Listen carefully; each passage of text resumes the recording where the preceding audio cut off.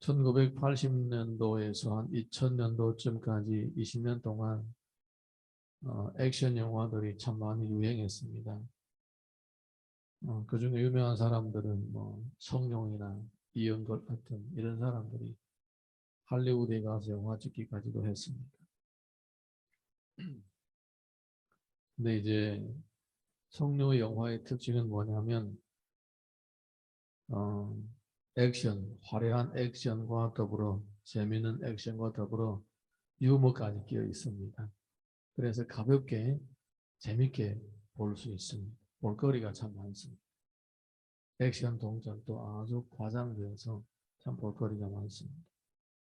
그 중에 어떤 영화가 있었는데 이 깡패들이 이제 깡패들이 있고 양아치들이 있는 거예요. 이 양아치들은 동네에 다니면서 사람들을 괴롭히고 돈 받아먹는 사람들 보고 양아치라고 그럽니다. 동네에 좀 나쁜 짓 하던 아이들이 양아치라고 하고, 깡패는 조직폭력배들을 얘기하는 것입니다. 차원이 다른 거죠. 이 깡패들은 사업을 하는 사람들이에요. 그러니까 뭐 마약이라든가 뭐 매춘이라든가 아니면 뭐 무기 판매라든가 뭐 이런 것들을 하는 사람이 깡패라고 하죠. 부동산, 뭐 불법 판매, 뭐 여러 가지 깡패. 하여튼 깡패들은 조직적으로 움직여서 또 조직폭력배라고 하기도 하죠. 근데 이제 언제 한번 이 주인공인 이 성룡, 이 사람이 동네 양아치들하고 만난 거예요. 그 양아치들이 무시하고 키 조그만 중국 사람이니까 무시하고 싸움 붙었는데 한 사람한테 다 얻어맞은 거예요. 그런데 후에 어떻게 되다 보니까 이 깡패하고도 걸린 거예요. 그래 성룡이 깡패들하고 싸우는 거예요. 아니 양아치를 이긴 것도 뭐 대단한 건데 깡패들하고 싸워서 깡패들이 이기는 거예요. 양아치들이 딱 그거 보고는 너무 놀래가지고 자기들이 이긴 것만 해도 되는데 그 깡패들하고 싸워 자기들은 깡패 앞에서 쫄쫄 매는데 깡패들하고 싸워서 이기는 거예요. 너무 놀래가지고 무술을 배워달라고 중국 공부를 배워달라고 막 이렇게 손이야 발이야 막 빌면서 도와달라고 하는 그런 내용도 있었습니다. 우리 성경을 보게 되면 리워 야단 얘기를 계속 얘기를 하고 있었는데 이 리워 야단은 성경을 보니까 얼마나 놀라운 존재이냐면 코에서 연기가 나오고 입에서 불까지 나온다고 합니다. 얘는 지상에서 이렇게 괴기한 동물이 없습니다. 그래서 어떤 신학자들은 이건 공룡이다. 공룡이다. 날아다니는 공룡? 어쨌든 물을 뿜는 공룡? 그냥 드라마만 본 그런 공룡들이다. 뭐 이렇게 설명하는 사람도 있지만 어쨌든 성경의 기록을 보니까 코에서 연기가 나고 입에서 막 이렇게 불이 뿜어나오는 그런 괴기한 동물입니다. 왜 땅에서는 이 리워의 하나를 감당할 수 있는 어떤 짐승도 없는 거예요. 그를 이길 만한 짐승이 없는 것입니다. 자, 우리 오늘 본문 보겠습니다. 18절에서 21절, 18절에서 21절 다 같이 읽습니다. 시작.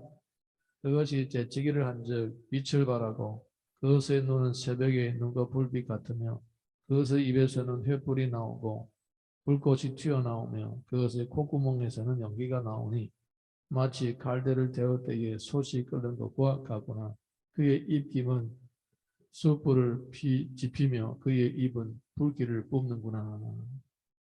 이렇게 놀라운 괴기한 동물입니다. 지상에서는 어떤 동물과도 싸워도 능히 이길 수 있는 그런 강력한 동물입니다.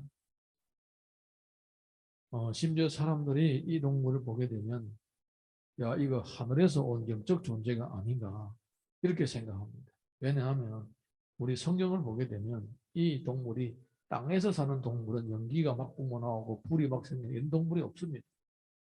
근데 하늘에는 있다라는 거예요. 사사기 보게 되면 사사기 13장 20절 보게 되면 불꽃이 제단에서부터 하늘로 올라가는 동시에 여호와의 사자가 제단 불꽃에 휩싸여 올라간디라. 예, 여호와의 사자가 다닐 때에 불이 막 따라다니는 거예요. 예, 히브리서 17장 7절 8절 보게 되면 또 천사들에 관하여는 그는 그의 천사들을 바람으로 그의 사역자들을 불꽃으로 삼으시느니라.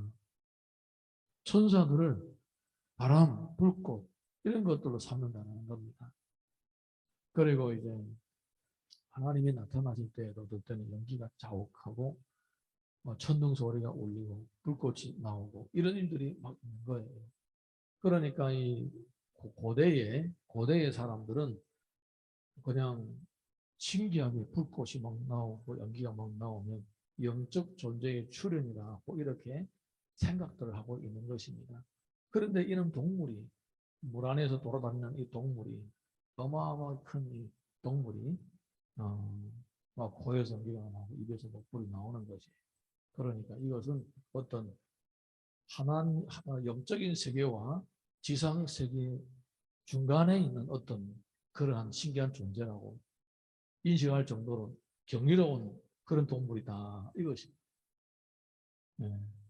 정말 이해를 돕기 위해서 성경 구절을 인용했는데 자 우리 이어서 22절에서 31절까지 보겠습니다. 계속해서 리오야단에 대해서 얘기를 하고 있습니다. 시작.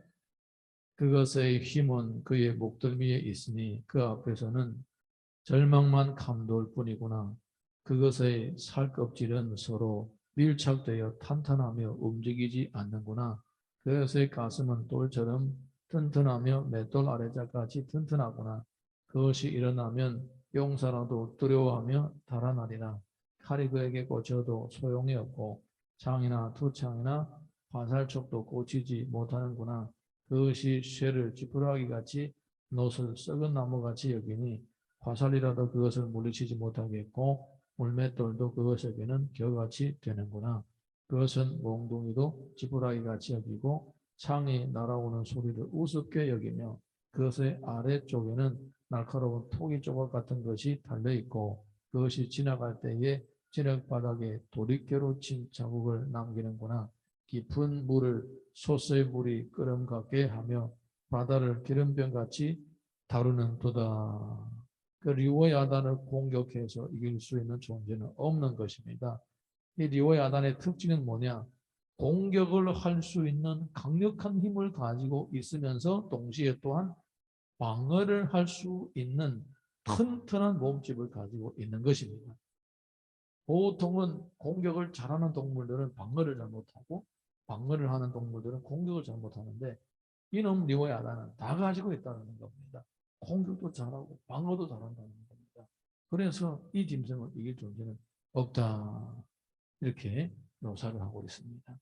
성경에서는 왜 이렇게 리오야단을 뭐 거의 극찬하다시피 그렇게 이 땅에서 최고의 동물로 얘기를 하고 있는가? 하나님께서 이 말씀을 하시는 이유는 바로 그겁니다. 이렇게 강력한 동물은 하나님이 만드시고 하나님의 다스리심에 복종하는 존재다. 그 얘기입니다. 그러니까 이 하나님이 이 리오야단을 이렇게 괴기하고 놀라운 정말로 어떤 존재도 이룰 수 없는 동물인데 그거를 못 이기는 사람이 어찌 하나님 앞에서 하나님하고 도전하겠느냐. 그러니까 하나님을 절대로 도전하지 말라. 하나님께서 눈에 안 뵌다고 무모하게 하나님을 도전하지 말라. 이 얘기를 하는 거예요. 이 얘기를 하는 거예요. 네. 네. 하나님 자신을 드러내기 위하여서 그렇게 하는 것입니다. 네. 처음에는 이제 자기들만 이기는 줄 알았는데 보니까 조직 폭력배들도 다 이 사람한테 다 지는 모습을 보면서 완전히 싸고 선생이라고 배워달라고 그러잖아요. 그것처럼 하나님은 나를 이길 뿐만 아니라 이 땅에서 최고의 힘이 있는 존재까지도 이기시는 분이십니다. 우리는 하나님 앞에서 그냥 세비 속된 말로 세비 표준 말로 새우 그런 존재인 거예요. 산채만 하는 고래도 이기시고 다스리시는 하나님께서 새우 한 마리를 못 다루시겠는데 그 새우 한 마리 인생이 하나님 앞에서 뭐 나불내지 말고 무조건 복종하고 따르라 그 말씀인 거예요. 사실 알고 보게 되면 할렐루야. 네. 자 우리 이어서 32절에서 34절 보겠습니다. 시작. 그것의 뒤에서 빛나는 물줄기가 나오니 그는 깊은 바다를 백발로 만드는구나. 세상에는 그것과 비할 것이 없으니 그것은 두려움이 없는 것으로 지은 바다구나. 그것은 모든 높은 자를 내려다보며 모든 교만한 자에게 군림하는 왕이니라. 그러니까 이 리워야단이 바다에 들어가게 되면 헤엄치고 다니는 그 파도가 하얗게 바다에 깔린다는 겁니다. 우리 바닷가에 가보면 바다 색깔은 푸른데 바다에 파도 치는 파도 색깔은 하얀색이잖아요. 그 얘기를 하고 있는 것입니다. 리워야단이 물에서 헤엄을 치고 쫙 가게 되면 하얀 파도가 막 이렇게 튀어 물꽃이 튀고 파도가 튀고 막 난리가 난다라는 걸 보여주는 겁니다. 근데 리워야단은 무엇을 상징하는 것이냐? 리워야단은 이 땅에서 이 땅을 막강하게 쥐고 흔드는 그 사람을 얘기하고 있는 거예요, 사실. 사람을 이렇게 얘기하고 이 땅에 있는 권력자를 얘기하고 있는 것입니다. 예를 들어서 이 땅에 리워야단급의 권력자가 어디 있겠습니까? 미국의 대통령 같은 경우 리워야단급의 인물이 될 수가 있겠죠. 그리고 뭐 러시아의 대통령 같은 경우 이런 리워야단급의 인물이 되겠죠. 세상을 쥐었다 폈다 하잖아요. 네, 그리고 또 중국의 주석 같은 경우도 이런 급의 인물에 속하는 거죠. 지금 그거를 얘기하는 겁니다. 그런데 그런 이렇게 이 세상의 큰 나라, 큰 나라의 권력자들조차도 못 이기고 그 사람들 앞에서 정말로 풀뿌리 같은 인생이 어떻게 그 사람들을 세웠다가 까내렸다가 살렸다가 죽였다가 하는 그 하나님 앞에 감히 도전하느냐. 그러니까 좀 하나님 앞에 철저하게 납작 엎드리고 순종하라. 그 얘기를 계속 하고 있는 것입니다. 네, 할렐루야. 이사야서 27장 1절 보게 되면 이런 말씀이 있습니다.